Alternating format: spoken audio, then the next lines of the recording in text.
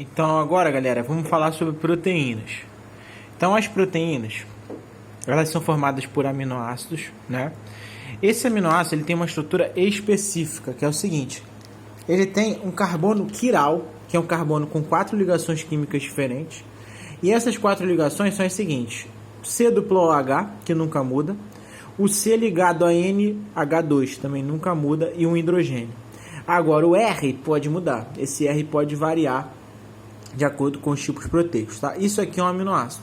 Gravem essa estrutura porque é muito importante, porque a unidade morfofuncional das proteínas são os aminoácidos, tá?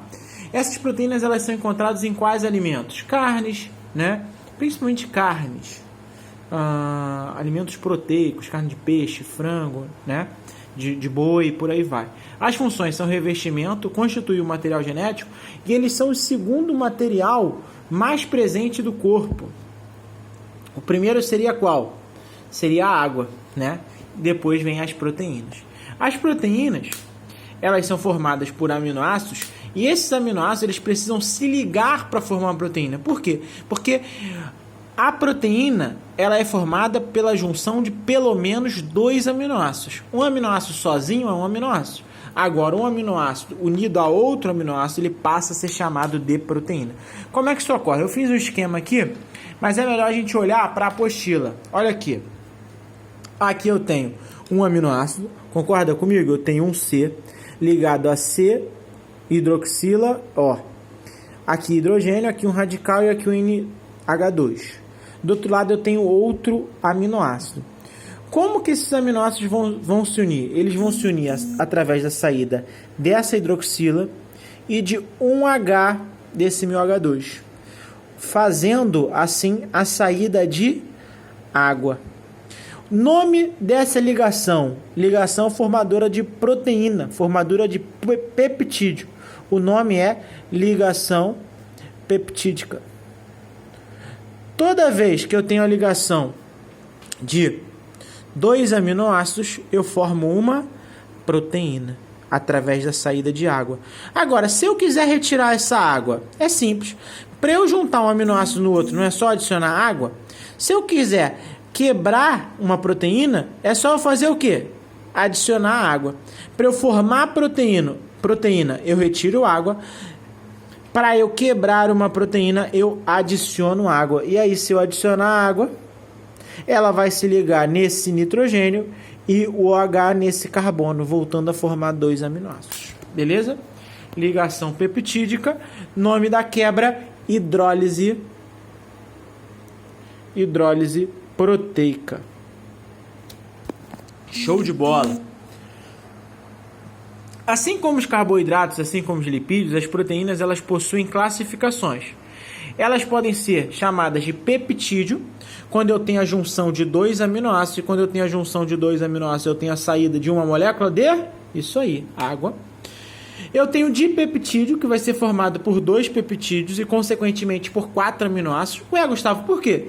Porque um peptídeo ele é formado por 2 aminoácidos. Então, se eu tenho 2 peptídeos, eu tenho 4 aminoácidos. Oligopeptídeos, que são de 3 a 5 peptídeos, e polipeptídeos, que tem mais de 5 peptídeos, tá? E uma coisa muito importante também é a estrutura proteica. A estrutura proteica ela pode ser de 3 tipos. Ela pode ser primária, secundária, terciária e quaternária. O que diferencia isso são as ligações químicas existentes entre essa molécula.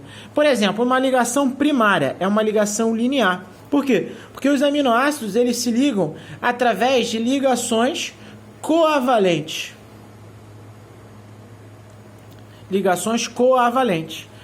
Na secundária eu tenho formato de hélice. Por quê? Porque aqui, além das ligações coavalentes, eu vou ter pontes de hidrogênio. Na terciária eu já vou ter uma estrutura tridimensional, um novelo. Por quê? Porque aqui eu vou ter ligações de pontes de sulfeto. E na quaternária eu vou ter 2 novelos 3D.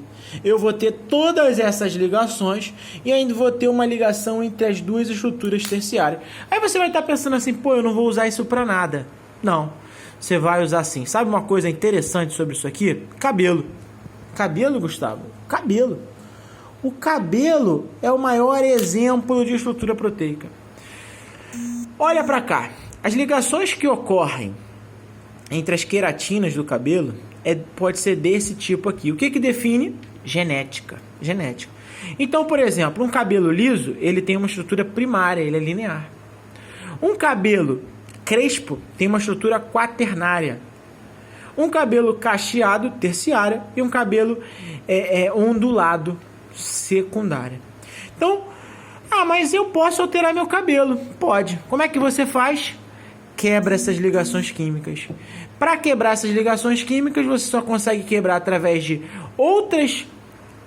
outro elemento químico, ou então através do calor. Então, quando uma mulher quer ir para uma festa, se ela quiser o cabelo liso, o que ela faz? Chapinha. Ela vem com a chapinha ali, quente, e vai quebrando todas essas ligações, tá? Ou então passa um produto químico que vai quebrar essas ligações e vai transformar no primário. Agora, ela transformar um cabelo liso num cabelo encaracolado, ou então crespo, é muito difícil, porque ela tem que formar ligações químicas. Até é possível, mas é muito difícil. Tá bem, gente? Então é isso.